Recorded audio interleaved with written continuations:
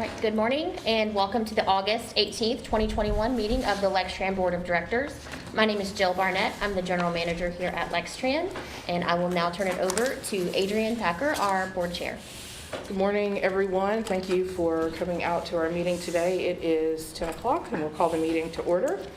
And it appears as though we have members Mr. Christian, Mr. Ward, Ms. Rogers, Judge Thurston, and Mr. Motley present. So we'll be able to proceed. All right. And I'll go ahead and call now. Is there any public comment this morning? Anyone present for public comment?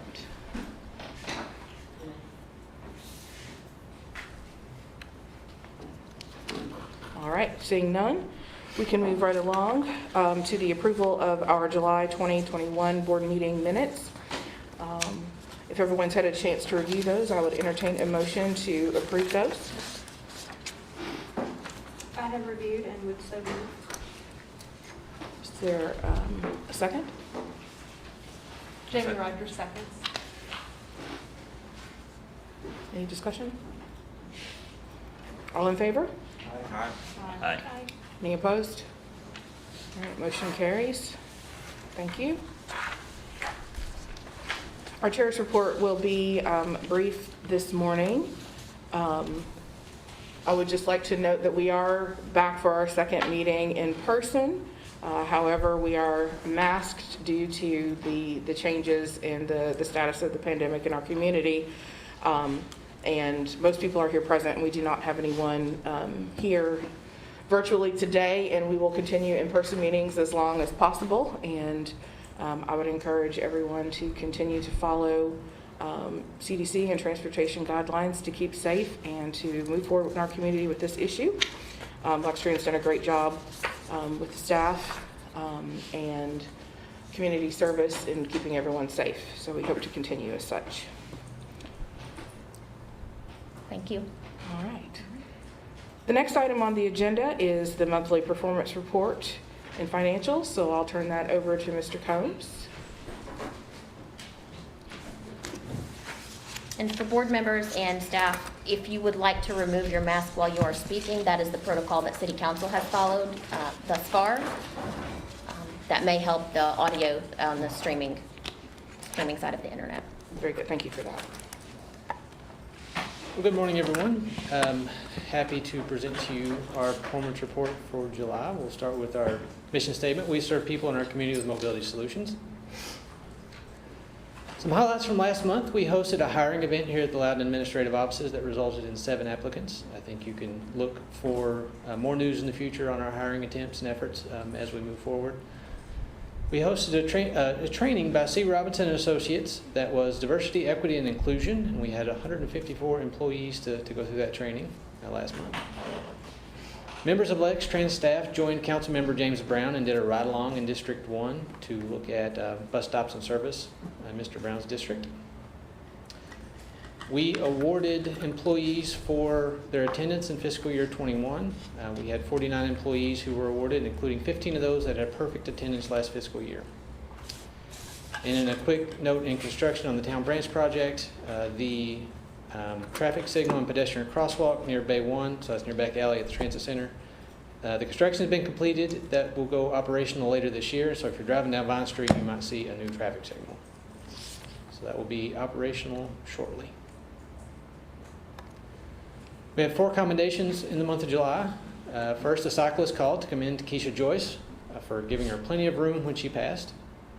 A customer called to let us know that Brutus Burton is a very nice person. He's always so friendly and personable to everyone. A customer stated that Jesse Merrill is great and very kind. And a customer gave a shout out to Amberia Herndon, for being very friendly and helpful. So jumping into the ridership, we saw and fixture out that pattern that we've been tracking for the last few months sort of continue. So we are still below average and about 35% below average, and that's been typical for the last few months. As you see ridership in 2020 in July, we are right about where we were then, and I've got a couple more comments on that when we get to the chart in a moment. On the paratransit side, we again are still about 20% below where we normally would be, but that pattern of our monthly average is holding steady. We are above where we were last year at this time. And we talked about this slide a lot last month. We had this weird sort of effect in April where paratransit got closer to average while fixed route dropped. That reversed in May and reversed again in June. And we tried to talk through some things of why that might be happening. We said if you imagine drawing a sort of a line through before February and then March on, thinking that that's when the vaccine became a little more accessible and widespread, everything around that was pretty close to each other. And I went ahead and put this graphically to kind of further illustrate this pattern that held true again for another month. We'll see what happens in August and on as school starts. But the idea here is somewhere around 25% below average in paratransit, about 43% below average in fixed route. Each month is within a couple of percentage points, plus or minus, of that line. So once the vaccines became a little bit more widespread, we bumped that up to about 15% on paratransit and about 35% or so on fixed route. So this might indicate, as we're talking about a slow recovery in ridership back to where we were before, that it might not be, that sort of slope upward. It might be more of a stair-step approach. Maybe when the semester comes back, we have a few months that we are at maybe 30% on fixed route. Maybe that's the way that the recovery is going to look, more so than a smooth sort of line back to where we were. So we'll have to see what impact the semester has. I know that students just moved back with this week, so that's always an important piece of ridership. So we'll see how that plays out in August and beyond. And to touch on July of this year versus fiscal year 2020, we were about 3,000 trips below this past July where we were in 2020. And that's a little bit misleading because there was one less weekday this July than there was in 2020. So in terms of average weekday ridership, we were about 150 trips ahead this July than we were last July. So it's a little bit lower number here, but it might be just a little bit stronger when you factor those things in. Saturday and Sunday ridership also looks a little bit strange here because this year we had about 17,000 trips on Saturdays. Last year it was 12,000, so there's a pretty big difference there. And it flip-flops on Sunday, where we had 7,000 this year and 11,000 last year. And the reason behind that is when the 4th of July fell. So this year was a Sunday, last year was a Saturday. If you put those things together, we're a little bit closer on the weekend this year to last. On the paratransit side, we are ahead about 2,000 trips from where we were in 2020. Most of that is weekday and Saturday trips. But again, we do expect that paratransit will continue to get back to normal a little quicker than fixed route. So on safety, our preventable accidents looked pretty good on fixed route and excellent on paratransit. There were no preventable accidents on paratransit. Injury frequency rate was a little bit below where it was this time last year. And then on days of lost time and workers' compensation claims, there was a note in the board packet that we have adjusted the way that we're presenting workers' compensation claims. Before we were reporting everything, and not everything factors into the days of lost time calculation. Only OSHA reportable events factor into the days of lost time calculation. So that's what we're seeing here moving forward, is only OSHA reportable workers' compensation claims will be shown on the performance report.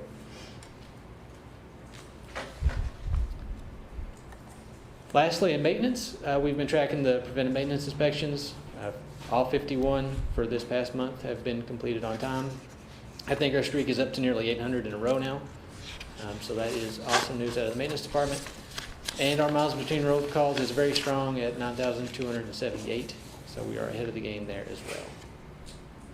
And that is my report for the month. Do I have any questions? Are we still on a reduced route because of the inability to find drivers?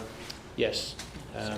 But that went into effect August the 16th. or That's 15th. So It's just past you'll Monday. expect that to be, show up on our graphs here. That will have an impact on what we show next month, yes. Yeah, do you have any, I guess it's too soon to know what kind of an impact it's It having. is too soon to know, but we did look at the ridership of each thing that we adjusted. So we, would have some sense of what might happen. It's going to show up, but hopefully it won't show up to the level that, it won't be too terribly bad. So we tried to be very careful on what we adjusted. So reductions on those routes, are they easily replaceable so the riders that might have been affected could hop on a different bus on their route, and so Yes. maybe the total number of riders won't be as impacted? We tried to not remove any coverage from any areas. And, some areas would have gone from 35-minute service to 70-minute service. There also might be another route that's an option for them. I can think of a place maybe on Richmond Road where you could also catch Woodhill. So there's places in the city where that interaction works that, you are losing a trip, but there is still service available to you. How many drivers are we short before we can go back to the regular schedule? I We're think- around 20 short right now.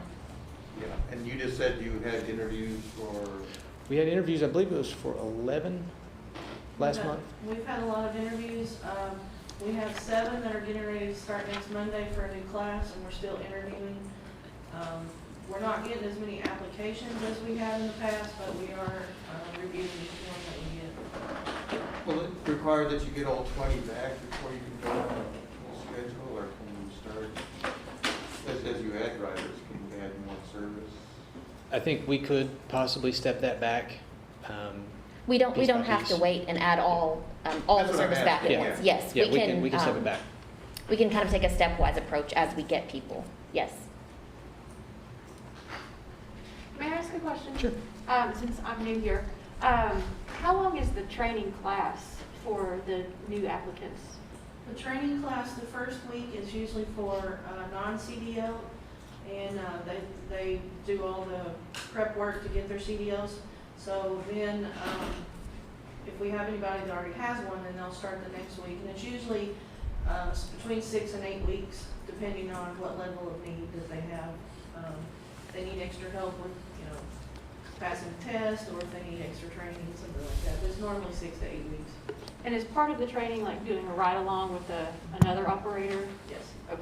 It's very, very, our training department does an excellent job.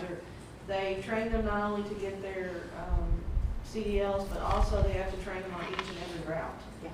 And so they have operator trainers, and then they also ride with operators to learn those routes. Thank you. When we decided to reduce the routes, was it just like a tipping point all of a sudden? I mean, it wasn't, we say we're going to gradually increase, but we didn't gradually decrease. Right. We just went down. Yeah, Was that like a tipping point, or? I don't want to say there was exactly a tipping point, but we had sort of reached the point where, we anticipate retirements. We know about some of those. We anticipate when people reach a certain threshold that might cause them to be due for separation. But this is something that we've been monitoring for many, many months. And during the summer, we offer less service around the campus area, so we had been able to manage through some of that. As some of that needs to come back with the start of school, that makes some things unsustainable, especially with the number of hours of overtime some of our people have been working. So that's sort of what pushed us to do this now. So are we geared up for school coming back? And Yes. We won't see any further reduction? We hope not. We hope not. As long as our attendance stays consistent and we are able to recruit and hire operators and get them successfully through the training program, we should be okay. From a service perspective, Was there information about, is there easily accessible information for the public to make adjustments to their routes? And where would people go to find that? You can find that on our website. Any way that you would plan a trip before will have the correct schedules in now. And great. we've also posted on social media what's going to change. We have schedules at the transit center available. Our customer service app will be happy to help. So any way that you would have normally gotten your information before, you can get up-to-date information now. Great, thank you. We also had operators that drive those routes and those trips that began talking to some of their passengers. Like, hey, next week this trip is not going to be available. You need to take the earlier one or the one after. So that was certainly helpful for those operators that kind of know their regular customers too. Great. I have a question. Jill, do we have any regular conversation with the FCPS transportation folks? What I'm thinking about is them being similarly positioned. I remember seeing an article where they canceled several Correct. bus stops as well, bus routes as well. Correct. To say we have a regular standing conversation, no, we do not. But just based on the conversations that we have had with the folks in their transportation department, and Maria speaks to their HR department from time to time with questions, we have known that they were similarly situated. Sharing in this shortage. Mhm. And as I shared in the note that I sent to the board, it's unfortunately not just us, it's not just Fayette County Schools, it's many, many transit agencies as well as many other industries throughout our town and state. So we had a discussion as recently as last week about, is there a way that we can shave time off of our operator training while still ensuring that we have a safe operator in the seat, so that we can get people back in service sooner, and not still in the training program. Jason is our director of operations, but he was formerly a training manager here. Byron has formerly worked in training at some of his other agencies, so we had a discussion as well with John Gibbons, who is not here today, but oversees that function. So we have been having those discussions, having recruitment discussions, HR discussions, trying to ensure that we're doing everything that we can to get people here, to get those routes back out on the street, and hopefully get us out of this situation. George, you had a question? Yeah, two questions. One, I think I know the answer, but I just want to verify. So when people transfer at the transit center, there's no delay there, right? Yeah, the routes are such that they're coming in and going out. Yeah, the only difference there is the routes that we reduced just wouldn't be there. Okay. So if you're trying to catch one of the trips that we have reduced, you'll have to wait on the next one. Well, I guess that's what I was kind of getting at. So you could sit for an hour there? You could, but we hope that you plan your trip based on what's been removed. Okay. And my other question, when we hire operators, how many of those that get offered a position don't show up on the first day, or they decline the position? Usually, if we have a class of 8, we might have 5 complete the class. Sometimes they just decide it's not for them, or sometimes they may have trouble passing the permit test. But usually it's usually 5 out of 8. But most that are offered a position start? Yes, Okay. Or most that are offered a position and accepted start? yes. So there are some that probably don't accept it? We've had a few that didn't show up, but it's not a common thing. Usually if they'll come, and if they decide that they'll get a few days into it and they'll learn, some of the routes, and some of the routes are based on seniority and things like that, then that'll cause them to leave class sometimes. But usually the people that make it through the first few weeks will usually graduate. Okay. Can we offer hiring bonuses, or would that just cause too much?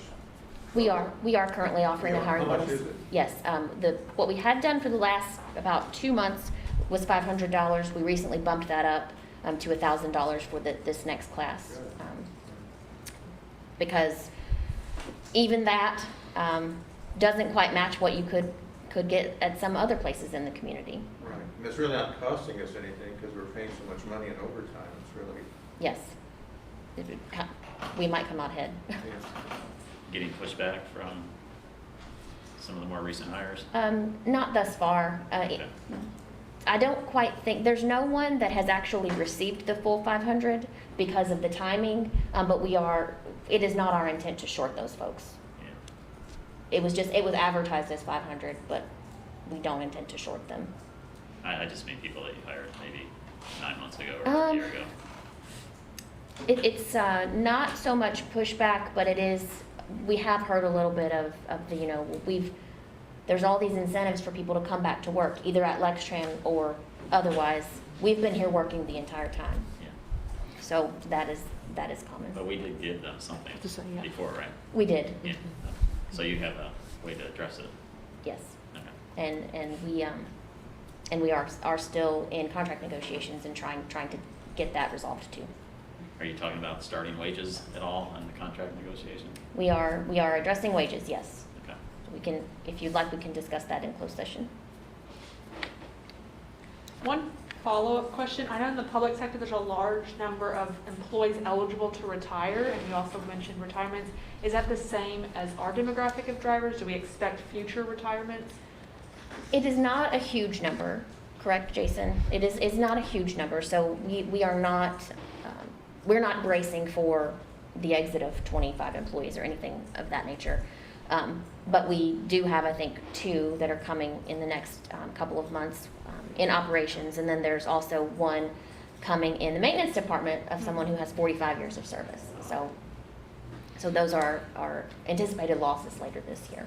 And besides eligible retirement and then being asked to leave, is there any other factor that's contributing to drivers leaving? Sometimes they find another job that offers a better schedule, and typically when we get that type of response, it's from someone who is newer and does not have the seniority to choose a route that may offer them the schedule that they desire. So that is a reason sometimes. Thank you. Well, we appreciate all the efforts to try to keep our drivers staffed and to continue providing as complete service as possible. Yes, as I shared with you earlier, it is not our intent that these reductions become permanent in any way, because we know people are always impacted, and the less service we offer, the less people are going to want to use our product. So we will reinstate those as soon as we are able to do so. All right. All right. Thank you. Thank you, Frank. Thank you. Craig? And Nikki will come up for financials. Good morning. Morning.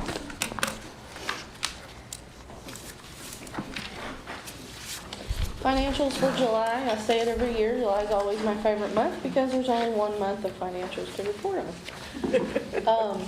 The operating cash, you'll see, is very, very close to last year, right at 12.9 million. Our accounts receivable and work in process, that's grant money. We have received some of that grant money, so you will see it reflected in the August financials. Everything else on this page is pretty close to last year, nothing unusual, but I'll be glad to answer any questions about the balance sheet. Okay, statement of revenue and expenses. We did not have any property taxes in July. That is not unusual. We never receive anything for July until August, so it's always a month behind. The passenger revenue was up a little bit from the budgeted amount at $80,000 this month. This time last year, we were still at fare free, but we do have FY 2020 on here for you to see pre-pandemic numbers. Of course, July is always the lowest month for passenger fares because of school being out and things like that. So we have received federal funds. When this financial sheet was done, we did not know, still didn't know anything from the state, but since then, if you saw Jill's email, we're going to receive $2 million from the state, so that will match our grants, so we're very happy about that. The advertising revenue came in, that's per contract amount, that's $260,000. And our wages and fringe benefits are under budget right now. Everything is under budget except a few things like utilities and some of the timing on some things. But we're very happy at this month to be $287,000 under budget and expenses, so I'll be glad to take any questions. And are we still anticipating another round of federal COVID-related? We have 3 total grants. The CARES grant was the first one, and it was 13.8, and that one's been out. Then we have 2 more that we have not drawn on because they're for, one of them's for this fiscal year. And then we have the CRISA and the ARPA. That's the 2 that are left. We haven't drawn on those. The funding item that's in discussion now is the federal infrastructure bill. So we expect transit to be included in that, but that is not specifically identified as a COVID relief bill. But these other 2 we have in hand, we just haven't received them yet. They are the reimbursement grants typical to the normal ones, but yes, we have that money available to draw down from. Yes, the CRISA was the next one, and it's for the fiscal year 22. So I will be drawing on that when the first quarter is up, which is at the end of September. What are the amounts? The CRISA grant is $5 million, 5.2. and the ARPA is 14. 14.1 if I'm remembering It's correctly. Yeah, I can't remember how much. I know it's 14. It's .1 or 2, something like that. And these are both extraordinary grants. Yes. Yes. Yes, and they're all for operating expenses, which is things like diesel fuel, operator wages and fringe, things like that. So very helpful. So nothing shows up on the financial statement until you draw down on it? Correct. Okay. Correct. It'll show up when we draw down on it. It'll show up in the federal funds line item. All right, question on the state funds. Mhm. I asked you this in an email, but I want to ask it in front of the people. So it's 2.1-ish? Yes. 2.4, I think. Okay. What's our typical match in a given year that we would? The highest that I've seen since I've been here 15 years, the highest I'd seen was $565,000. Okay, so it gives us like 4 years, 5 years almost of matches, unless we spend more. The typical match, since we don't have toll credits anymore, the typical match would be about $1 million to match our 5307. So that would actually be Okay, 2 years. So we have 2 years worth of match, and we can use it in future years. Yes. Thank you. Any other questions? Any projections or estimates on the infrastructure fund on expectations? It's been kind of all over the place, so I wouldn't want to say. Okay. Thank you all very much. Thank you. Thank you, Nikki. All right. Next, we'll move to our action items on the agenda. There are 2 resolutions Yes. to consider this month. Jill? Yes, thank you. Our first resolution, 2021-17, is a resolution to award a contract for office supplies. As is our typical process for amounts of this, we issued an RFP in July with proposals received at the end of that month. A staff evaluation committee reviewed those proposals and determined they were in compliance and responsive. So a responsive proposal was received from 3 proposers that you can see in your resolution. And based on the score, the recommendation today is to award a contract for Action Business Suppliers for the provision of office supplies. And this term of the contract award will be for 3 years. We have included with your information a pricing sheet.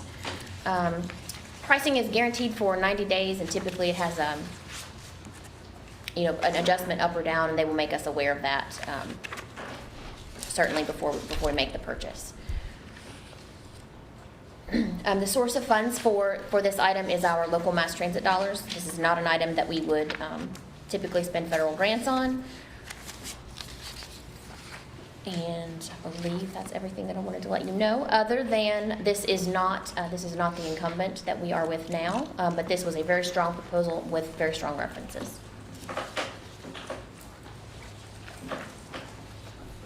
Jill, what is the amount of money that it has to be in order for us to have to do a resolution? To do a resolution, it has to be $50,000. So you spent $50,000 on office supplies? If we do, over 3 years potentially, yes. Oh, over 3 years. Mhm. So any time that the life of the engagement reaches that threshold, we have to do the resolution. Are they a local entity, Joe? Yes, I believe so.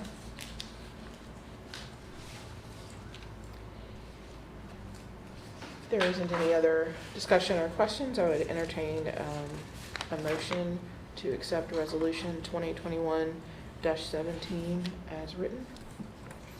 This is Christian, I'll make the motion. I'll second it. Any further discussion? All in favor? Aye. Aye. Any opposed? All right, the motion carries. Thank you, board members.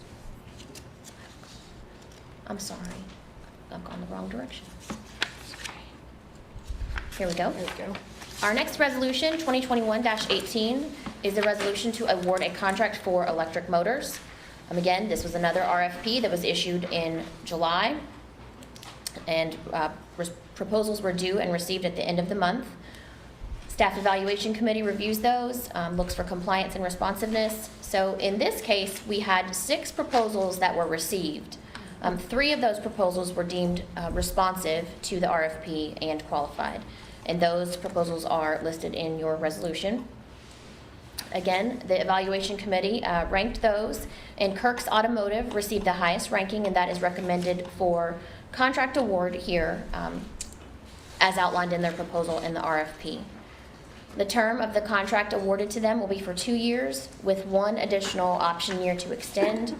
And the source of funds for this particular engagement is our federal Section 5307 preventive maintenance.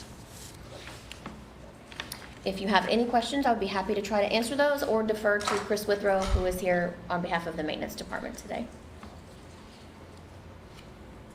How long does an electric motor last before it needs to be replaced? Have we had to replace any thus far? These electric motors are for the alternator starters, for all the different vehicles. It's not necessarily Got a it. full motor for a vehicle. Okay. Okay. And But that is included, correct? not for an electric motor. Not at all? Tire busting. Well, that was my ignorance. Thank you. Mine as well. Do you have any other questions or discussion? Hearing none, I would entertain a motion to accept Resolution 2021-18 for electric motors as written. George, motion to accept. Lindsay, second. All in favor? Aye. Any opposed? All right, motion carries. Thank you. Thank you, board. Our next item on the agenda is a change order report. This does not require any action from the board. This is just being reported for informational purposes. And this is to extend our contract with Corson Fire and Security. They do our fire extinguisher inspection, maintain and inspect our sprinkler system. So this is just a 6-month extension of their contract to the end of this calendar year, to December 31st. This will allow us time to conduct a proper solicitation of multiple contractors in order to receive the best rates. So our current engagement with them has ended, and we are extending for 6 months at a tune of about $6,500. So did want to make you aware of that. All right? Thank you. At this time, is there any old business? Do not have any. I don't think there is any. Any new business? And Jill, this may be a longer conversation or a future proposed item. So what I was hearing is there's a $14 million federal grant, there's a $5 million federal grant, all have to be used on operations, but I didn't know if there's ever a time where it'll have to come to the board.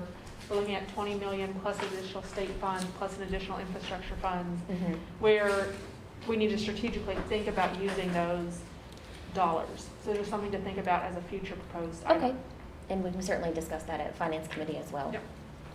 That's probably where we should do it, and then we can report back to the board. Okay.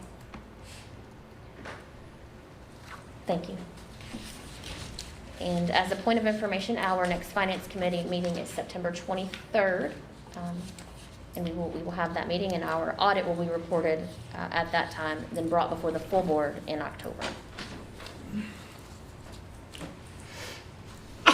Any other new Bless you. business? Bless you. Any other new business? Proposed agenda items, there are a couple listed. I believe these are continuations from some items we've mentioned before for procurement policy, update, and electric bus purchases. Anyone have other proposed agenda items at this time? Of course, if you think of any between now and the next meeting, of course, please reach out to Jill or myself, and we'll make sure that we can get those on the agenda. And at this time, we will need to go into closed session, so I would entertain a motion. This is Christian, I'll make the motion. I'll move the Board of Directors enter into closed session pursuant to KRS 61.8101C for discussions of potential litigation involving a public agency. So moved. Is there a second? George, second. All in favor? Well, I guess we have to figure it out. Aye. All right, Aye. any opposed? All right, we'll go into closed session. I would ask that the Assistant General Manager and the Director of Operations stay for the closed session, please.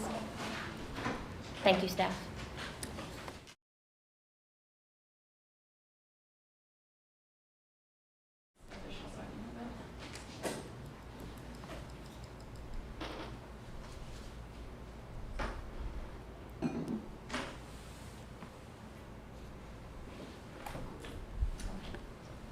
Great. I make a motion to end closed session.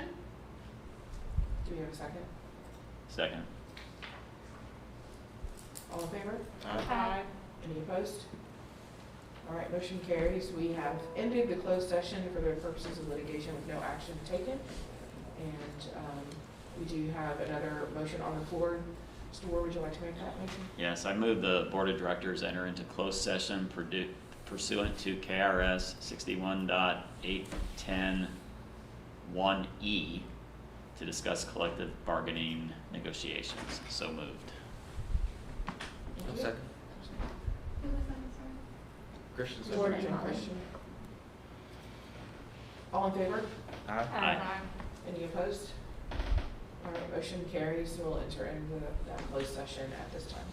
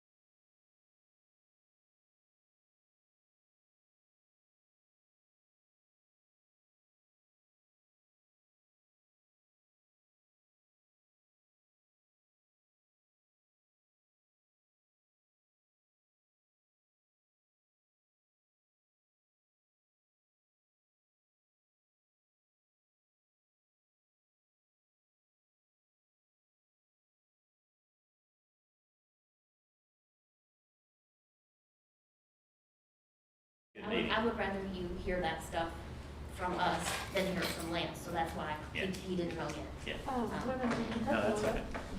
And I just wondered if it trickled through the Yeah, I cases. know you are. That's why I My asked. husband's doing, he might be the only. Yeah, and we're pretty close contact. Is it new? Yeah. On a regular. You said Okay, we're back online. For the record, I'd like to report that the board came out of closed session, having taken no action. And at this time, I would entertain a motion to adjourn. Motion to adjourn? Second. All in